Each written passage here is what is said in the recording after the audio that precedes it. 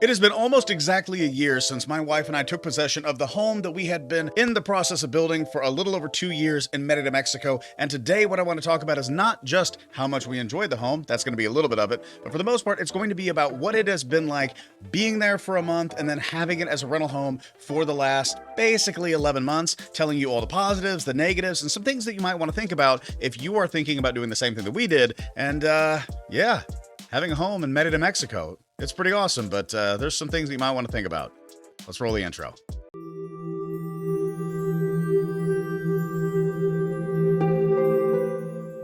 So for those of you who are new to the channel, my name is Alexander Howell, and my family and I have loved Mexico for many, many years. My wife and I got married down there. We announced that we were going to have our first child down there, and a lot of our memories have been there. We've traveled there for years. My wife actually studied for a semester when she was in college in Guadalajara, and since then she fell in love, introduced me, I fell in love, and so for years we've known that we wanted to have a house down there. Now we actually do. We achieved that long-term goal. But it wasn't in the place that we originally thought. We thought we were going to be in Isla Mujeres. We're in Merida, Mexico, which is still in the Yucatan Peninsula, but it's a little bit west. But it is a large city with many modern conveniences and an absolutely amazing situation, as it is an inland, kind of colonial, beautiful city while being only about 25 minutes from the beach. And when we purchased down there, we didn't purchase the place that I from the outside looked at and thought this is going to be the best place for us. But the moment that we opened the door, found our architect, and actually figured out what this place could be, it became everything that we could imagine. Now, that architect's name is Henry Ponce. We loved him. He did things that I could not even imagine, and I've been renovating houses for years. But this place is a step above in every stretch of the imagination, and so if you want to see it, there are all kinds of videos on this channel, so feel free to subscribe to the channel if you don't mind, and also hit that like button if you end up enjoying this video. You can also hit that notification bell. That's going to let you know anytime that one of these videos goes live, or I live stream, and you can come onto that channel and ask me any question that you might have. Now, I've got all my contact information down below, and we'll go through that, but let's get into the core of this video. Now, the first thing that I'm going to say is we stay about a month every single year, no matter what the property was. And we did that for about 2 years prior. And then when we were able to actually own our house and be in our home, we did it last year. That was the first time that we took possession, and it was truly a finished, almost finished, 99% finished, completed home. We stayed there for a month, absolutely loved it. Figured there were a couple of things that we might change, but for the most part, it could not have been more perfect. And when I say perfect, we still love the location. We are close to, if you look at it on a map, Parque de la Majorada.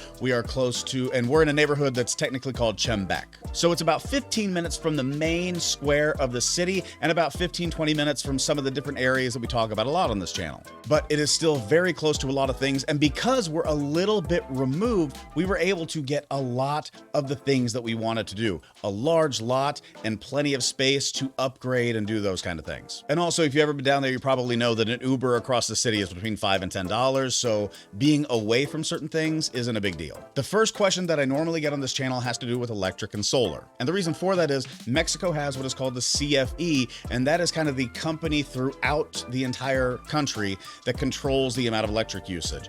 And depending on the tier that you're in, you can get charged a lot of money for using just a little bit too much electricity. So solar in Mexico is very different from solar in the United States. It's very cheap relative to the US to install, but it has a very important and very major financial impact compared to the US, where consumption might be a little bit cheaper. And you can be put into tiers where it can actually elevate the amount that you get charged to a ludicrously high degree. So solar pays for itself in ways that it doesn't necessarily do in the US. And because of that, we put on a system that actually didn't get turned on because the CFE also takes its sweet time to get it actually installed. But once it did, it had a significant impact on our bills. Now, that being said, we don't know the true significance because we didn't have somebody living there full time right up until it got installed. But I can tell you that even with our large panel system, we're still looking at a couple $100 a month in bills. But the positive is, with the money that we've made from the rentals, we're actually going to try to reinvest that and get a larger system, because we're trying to get as low or as close to zero as we possibly can. So the positive is it is working great. It is saving us money. It is keeping us within the boundaries of the CFE. At the same time, we know we need to go big or go home, and that's exactly what we're going to do. And we're going to do that by taking some of the money that we've made from the property and reinvesting it into adding additional panels and, you know, even an inverter or two if we need to. I don't know what that actually means. I just know that that's like a cool solar thing. So don't trust me on the nomenclature. Trust me on the fact that it's going to save us a lot of money. I hope I said that right. So then the next question leads into, and again, the solar thing is definitely people that are very much wanting to invest in Merida, Mexico. But the next question has to do with what are we making? And the fact of the matter is it changes at times. So what I will tell you is we have very positive reviews so far. The house that we've built, the features that it has, they have all been great. And if you want to see more of those videos, just click on this channel after you've completed watching this video. But the easiest thing to say is that we went over the top on this property. So we built it to our needs. Now we are going to be down there a lot, obviously a month a year right now, but once our kids are in college, our goal is to be down there probably 6 to 8 months a year. So basically a retirement here, and then we'll come back to Lake of the Ozarks or Kansas City, depending on the time. We have a place at Lake of the Ozarks. That's probably gonna be our home base there during the summer, because even though it's warm, it's not gonna be as warm as Merida, and we still love being there. But this place we built because we knew that we had a lot of family and friends that wanted to come down, and that has proven true. Because that has been proven true, we built it in a very different way and added a lot of things that most people don't need to do. We actually have a 2-bedroom, 2-bathroom apartment with a full kitchen, full living room upstairs that was not even there when we first started.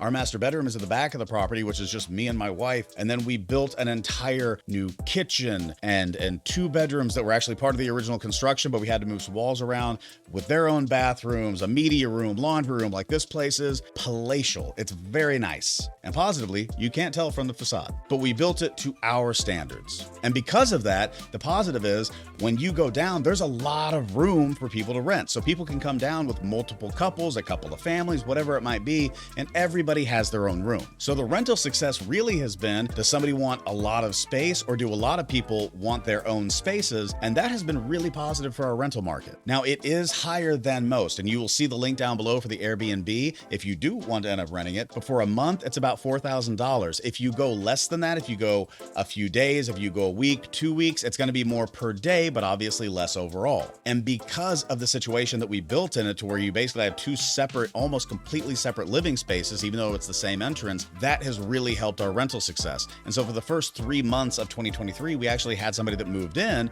wanted a lot of space, wanted the big kitchen that we made and all that kind of stuff, and they rented it for about $4K a month. And by $4K, I mean 4,000 USD every month for 3 months. So that helped us significantly. But we also had people rent at the end of last year and are already asking to rent later in the year for a week or 2. And that is a significant increase in cost per day, but a lower cost overall. Now, there are all kinds of complications with rentals, and just go into Henry Ponce's site and they kind of explain that stuff to you. But for the most part, what you have to understand is that is all of Airbnb's cost, or that is them going direct to you, whatever it might be, but that is the cost. And we've actually had a lot of success renting that. I think the fewest amount of days that we've had is like 3 to 4. I think it might have been 4, because we have 3 nights, so 4 days.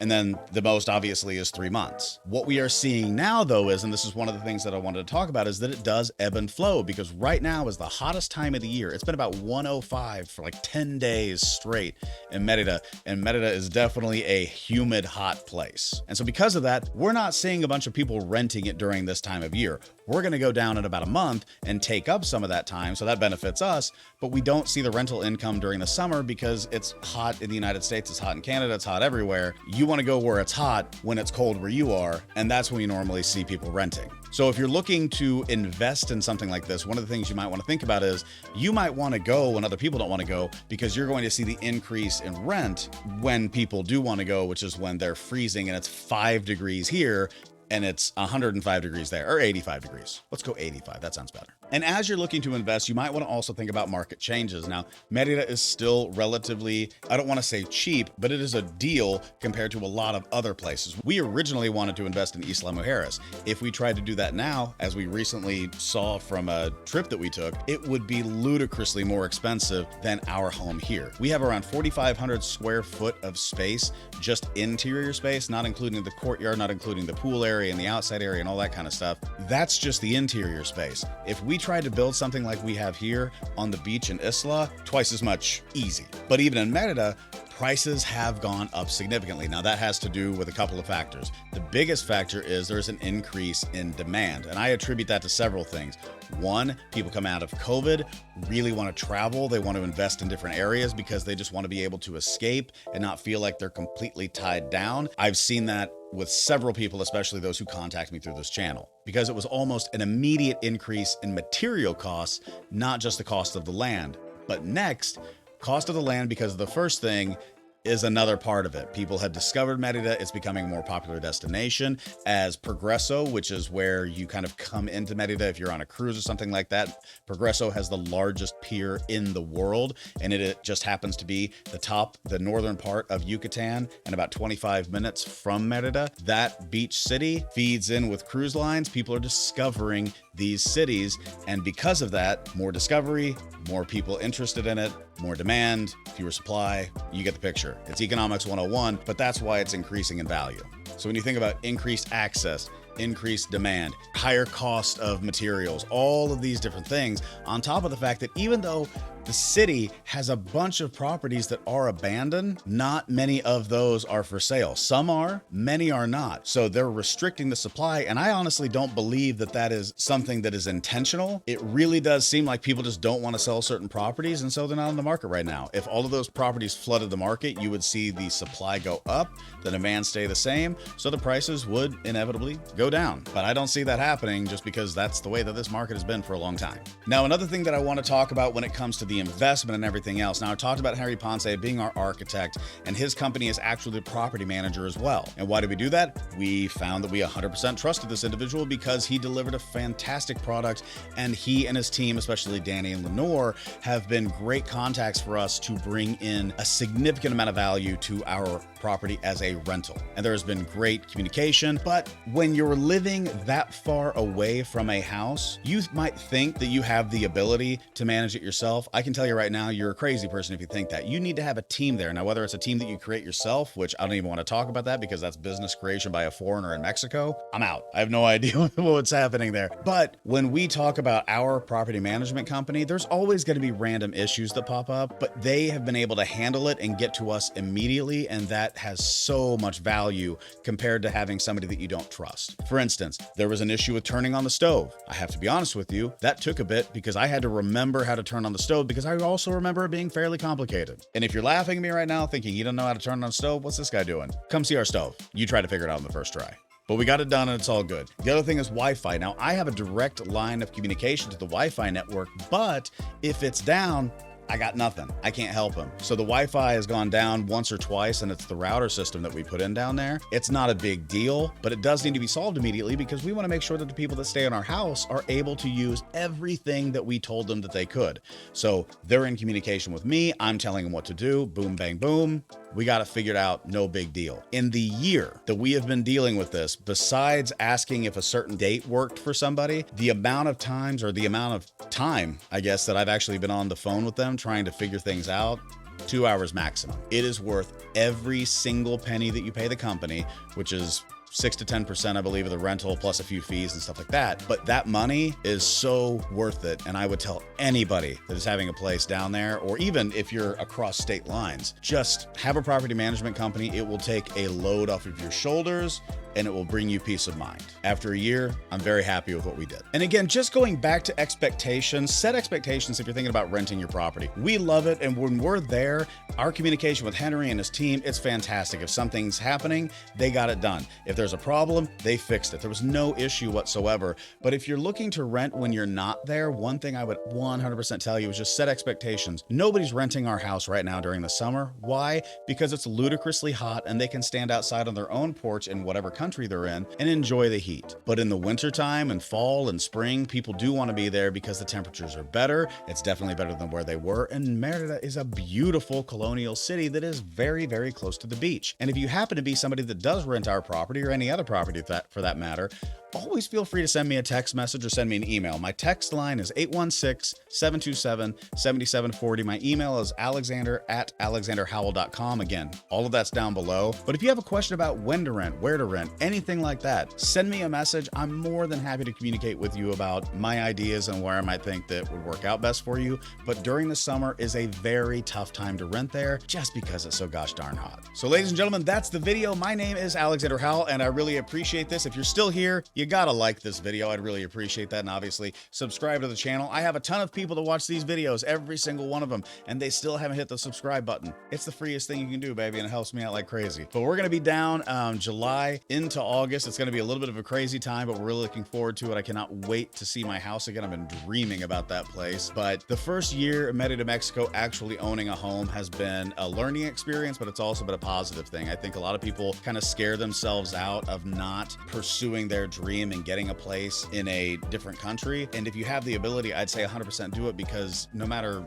how scared you might be, it does end up being okay. We kind of freak ourselves out, and that's all right. But we have enjoyed it. It's been positive for us, for our kids, for the family and friends that have been down there. And every single person that's been there has talked about coming back, and normally does come back. And every single person that has not been there talks about coming there. And we actually have several newbies that are coming down this time too. So it's a pretty cool experience and a pretty cool thing. But again, my name is Alexander Howell. Thank you so much for visiting. You can follow me on any social media at Alexander from KC. That's all down below. Instagram, Twitch, Twitter, everything's Alexander from KC. The KC is like Kansas City. So hope you guys enjoyed that video. I'm hoping to make a lot more of them because I'm finally back to good health. And, you know, as always, peace.